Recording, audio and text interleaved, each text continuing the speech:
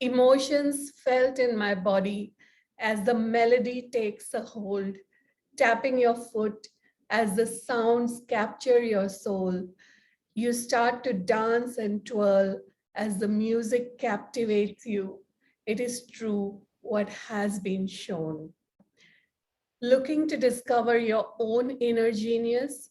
5 minutes, 30 days, one life changing question. Grab a copy of the $1 million Genius Question to activate your genius right now. It's in the description. Hey, this is Nilofer Safdar, author, summit host, coach, healer, and genius activator. And you're tuned into the Genius Activator podcast. This is a show where every week I bring in the geniuses who spend their whole life in the boundless realm of genius. We discover and share their journeys, their genius stories, and we also collect some cool tips from them on how you can spend more of your lives in the zone of genius where creativity flows freely. And today's guest is Eric Bauberger. He's a holistic life coach and motivational singer-songwriter certified in the Mastery Method. He guides self-aware individuals to tune their minds and bodies in order to create ease and flow towards their greatest potential. Hi, Eric. Welcome to the show. I'm really so happy to have you here today. Hello, thank you so much for having me. I am happy to be had today. And in today's show, we're going to do something different and we're going to play in a different way with Eric. And I'm really so excited about it. But before that, Eric, I'd love to know how did you, like, what is your genius story, genius activation story? What was that defining moment when got in touch with your genius? Yes, thank you so much for asking me because it's one of the stories that I could find the most enthusiasm and excitement telling, and I get chills several times as I do because it helps me realign with my truth and helps me become aware that I am in my genius zone and that I'm living a very authentic life. Um, it's hard to find the true starting point of the story, but to just give a little quick early background, um, I received my first guitar at the age of 7. I was always singing and dancing according to my mom. No matter what I was doing, I was singing about it. I was very expressive in that way. And I love bands like the Beatles and the Who and a lot of classic rock my parents would play for my brothers and I, and we were always singing and pretending to be these characters. However, as I got older and I started to mature more and go into high school, I got more self-conscious, as I think most of us do at that age, and I became more concerned with how I looked and how I appeared in the eyes of others. And so I started to lift weights and I started to get caught in this idea of success and masculinity, which led me to lifting weights, joining the wrestling team, and becoming somewhat of a jock when deep down I was really this artist. I was this creative. And while I was competing in the sport, I always wanted to play the talent show, but I was always too afraid to get up in front of everybody. Slowly but surely, I moved through my journey and I find myself in college going to school to become a physical therapist. And in one of my math classes, we had to write a paper on the invention of calculus. And I started to become aware of Isaac Newton and aware of his last name is Leibniz, I believe. And these two people that are considered to be contributors to calculus, they weren't just mathematicians. They were also musicians and philosophers and artists, and they were all these different things, and I was very inspired by that. I was like, wow, these people are all of the above and have contributed in a meaningful way. So I felt this calling to do something special. I slowly allow myself to begin writing music and begin performing music, but I have so much anxiety around it. Again, I'm very caught in my mind and my ego with how I appear to people. And so I have a lot of stage fright and a lot of dampened performances because of it. Soon I find meditation and I understand that, oh, I'm so anxious because my mind is always forward thinking. And I learn how to bring my attention to the now. And I come across a book called The Power of Now that was a very big spark, or a very big igniter of the spark within me to change who I was on the inside. Um, Moving through that journey, learning different principles like surrendering to the moment, not clinging, not attaching myself to things. I went on this inner journey that allowed me to get more in touch with my own essence, my own authenticity, while being able to play in the world in a more easy, lighter way. I didn't take things so seriously. And this allowed my music to begin flowing through me a little more easily. Come one summer, I'm working as a personal trainer. I had pivoted my career to training rather than therapy in the physical sense.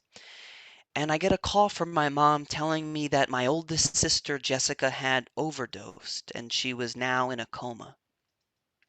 And immediately I knew in that moment that if I am to lessen my suffering, if I am to make this situation as painless as possible, I'm going to have to surrender. I'm going to have to let go. And to give a little in other information about my sister to give an understanding of this pivotal moment, she was always my biggest fan. As soon as I started playing the guitar, she had me playing songs over the phone for her friends. She was having me play at block parties. Even if I couldn't finish a song, she was encouraging me to play. She was burning me CDs for inspiration. And she treated me like I was a star right from the beginning, even though objectively I was not very good. And so the situation happens, this very tragic moment, and very consciously I decide to surrender. And very consciously I decide to try to feel gratitude throughout it so that I could recognize the opportunity within this to either help my family through it, to help my sister heal if I'm able to contribute in that way. And as I take on this mental posture, so to speak, as I let go of her physical form, what immediately began to flow back into my experience was what I could describe as no other than my sister's formless essence. Everything that was not physical about her was immediately back in my experience. I could feel her love flowing through other people that were consoling me. And as crazy as it sounds, I could feel her love coming through me towards those people that I was sharing those moments with. Like a fish in the ocean, I felt surrounded by her energy in one particular moment that still gives me chills to think about it. Just I was consumed and what was no other than what I felt to be her energy, her. Um, And throughout this time in the hospital, she was in a coma for 11 days before we had to disconnect her from life support because we were told she wasn't coming back. She was purely being kept alive from the machines. But throughout that time, this knowing that I had was that everything was okay. Everything was, whether she came back or not, everything was okay. And while I was sad, I wasn't afraid. While I was trying to make sure I did the best that I can to influence the situation, whether it was, finding her a different method of treatment. Could stem cells could be used? What could we use with could she be having different food being put into her to help her heal? So while I was focused on that, I was not concerned with what was happening ultimately, but just that I was showing up as much as I could. And so I started searching the internet, trying to understand how people could heal holistically. How, if the hospital had its own Western approach for medicine, how could I bring in this Eastern approach, or how could I apply energy and frequencies and essential oils, and how could I play the whole other side of the spectrum, or the other side of the coin of health? And So while I did that, I was aware that I was creating an energy in this space. I was influencing other people to have hope. And the nurses said they had felt nothing like it, so I was almost certain that I was influencing a miracle to occur. However, the miracle was not bringing her back, but the miracle was the gift that she gave me in the experience. And the gift was the test to apply what I had known logically, which was this idea of surrendering. I was given the opportunity to apply that and to witness when I let go, I find grace. I could find peace and light in the midst of darkness when I surrender and when I trust. So I was that was one gift. The second gift was I was given this new content to put into my music. I was given this experience that I can now write about, whether in song or poetry or whatever form that I wanted to express. I was given this experience that many people have to deal with. You know, the opioid epidemic's very real, and grief with loss is very real. So I was given this experience that I could put into my music that would inspire me and hopefully inspire others, but also given this opportunity to teach people how to move through and flow with tragedy. And when we talk about this zone of genius, I slowly but surely discovered that that I had the capacity to teach people in the way I was I was a physical therapy technician. I was a personal trainer. I was teaching people how to move their bodies. And now I could teach people how to move their minds. And I could put this message into my music and I could demonstrate through my own authenticity that what I'm saying is allowing me to express myself in this way, is to live authentically, freely in this way, regardless of what happens to me. I'm the one that writes the song of my life. I'm the singer of my personal melody. And you could be too.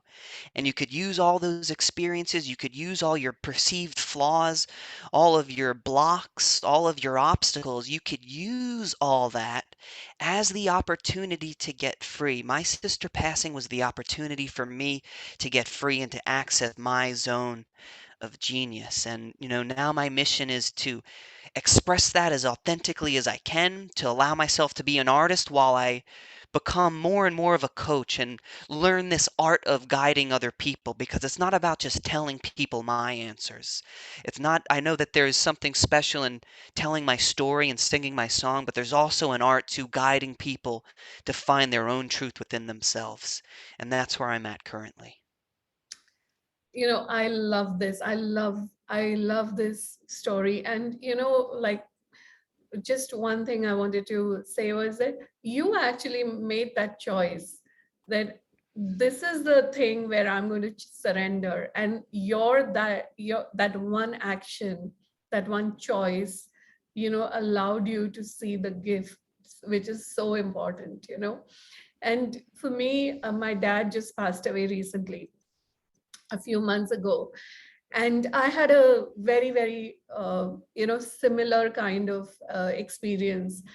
And I just felt like his energy, even when my dad was also in coma. He fell down, he had a head injury, and so he Mhm. went into coma. And he I could feel his energy, and I could feel, and I knew that he's not going to make it. And I was happy. I could feel that deep sense of happiness, and it was that I was like, oh my God, this is such a different energy. And even though the doctors wanted me to put him on life support, you know, I could just stand there and say no, because Mhm. it was just so clear to me that, he is gone. He is no more. I mean, the physical body is there. And so this, and this energy and this experience, I think it changes us fundamentally, doesn't it? Yes.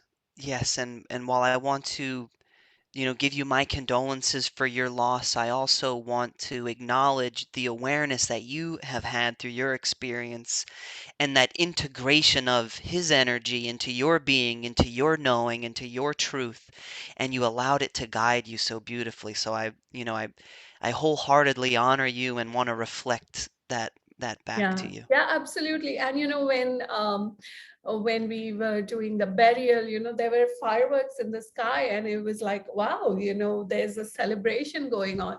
Yes.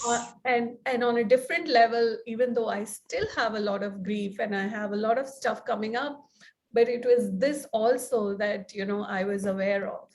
So I wanted to share that. And the other thing I wanted to share was, that choice, that moment of choice, what you're talking about.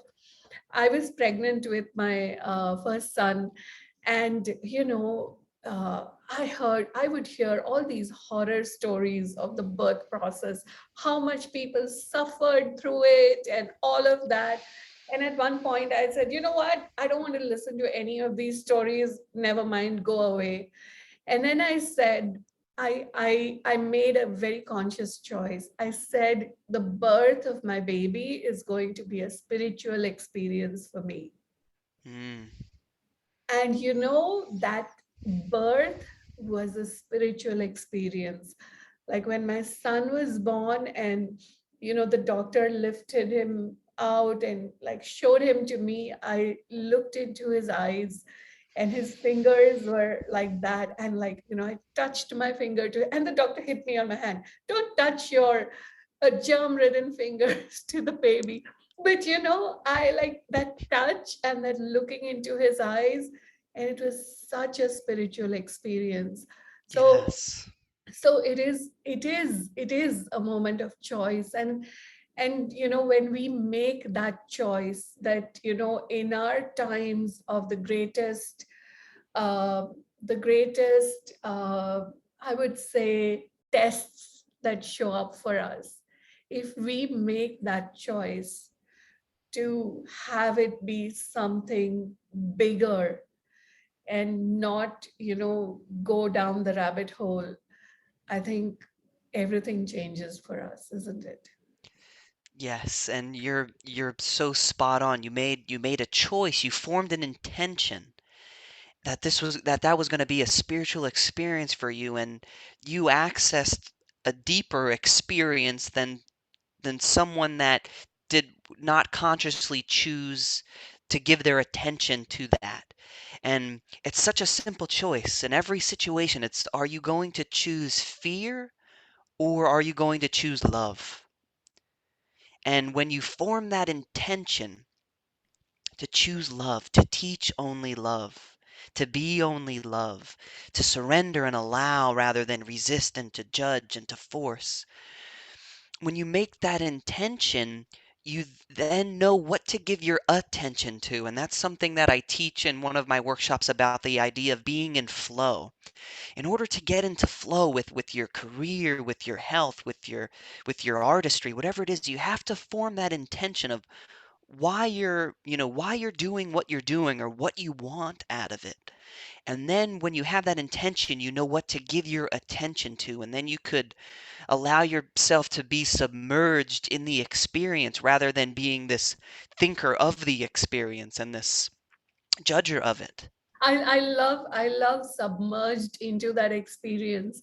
And the other thing is that many times we think that intention has to be very like it has to be a form, as in I want a job which gives me this and this.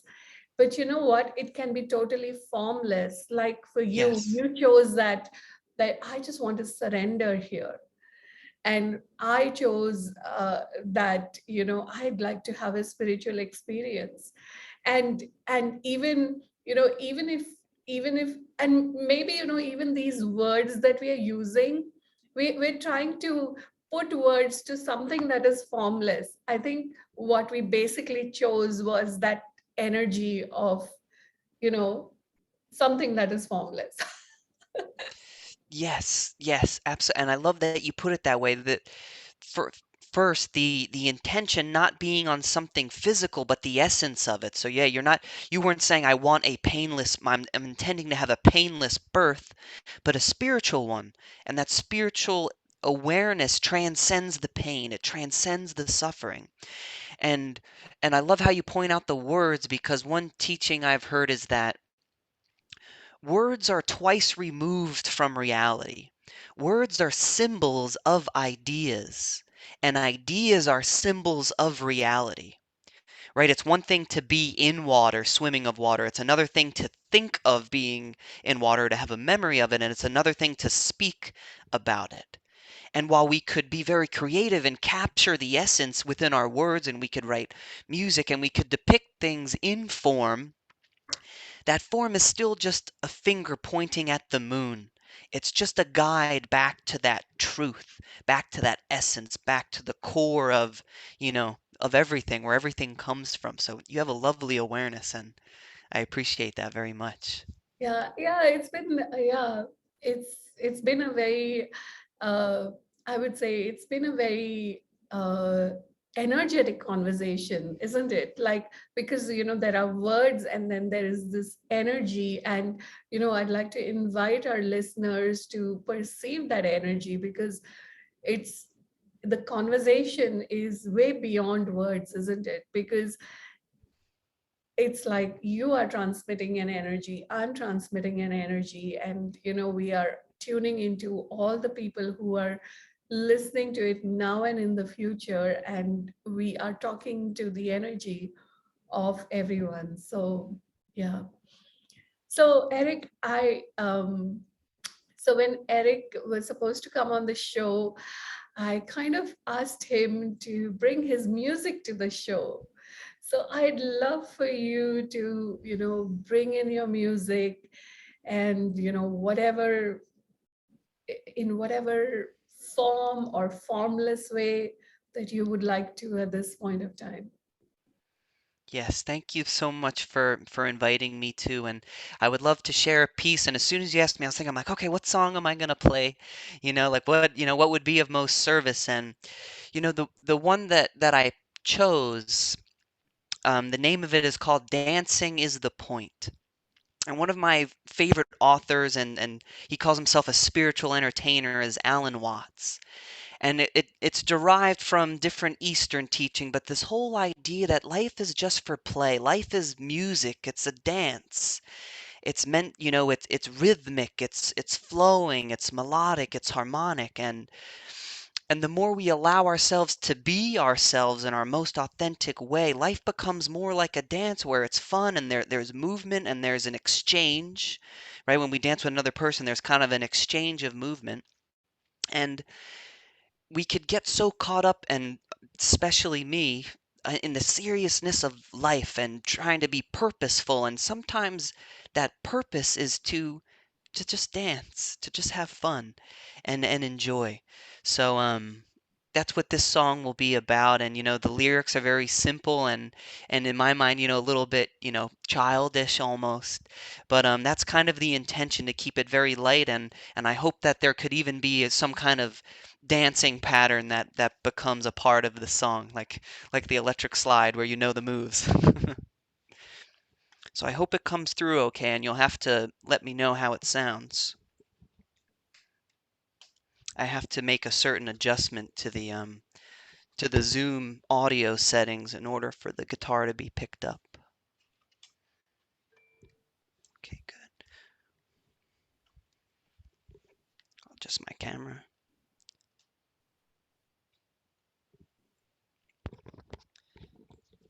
Okie dokie. Can you hear my voice? Not so loud. Can you? Could you hear my voice now? Yeah, yeah. Okay. Could you hear my guitar? Yes, yes, And can you hear my voice and my guitar at the same time? yes. Okay, good. Everybody dance now, for dancing is the point.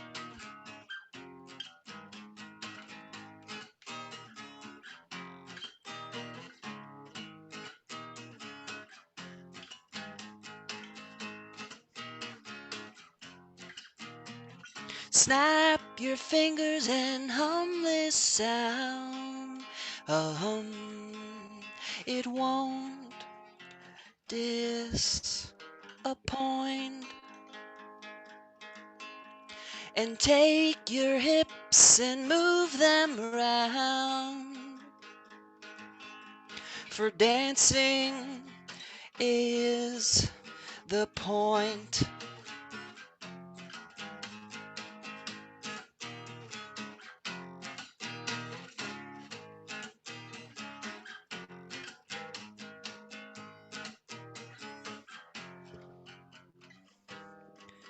So it goes without saying that we live to die. And although all that playing was to stay alive, everybody wants to feel at home. And jive for dancing is the point.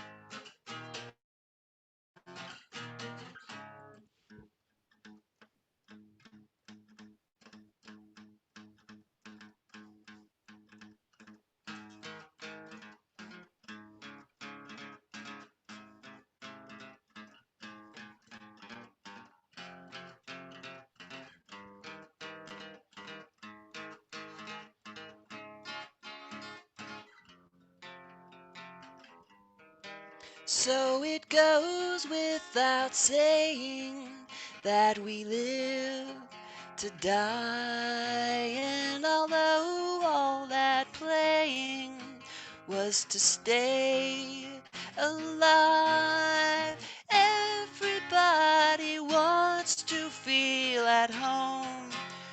And jive for dancing is the point.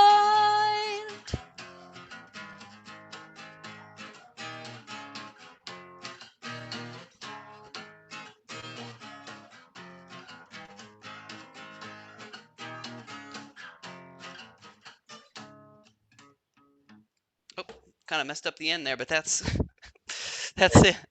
That was so much fun. I was moving my hips as you were singing. Thank you. There were a couple more notes, and I felt the impulse to stop before I stumbled anymore. That was so much fun, Eric. Thank you so much. This has been really, really amazing. Thank you so much for sharing your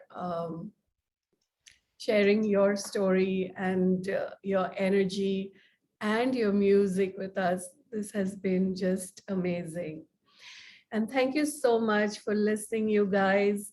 Until next time, live your whole life in the boundless realm of your genius.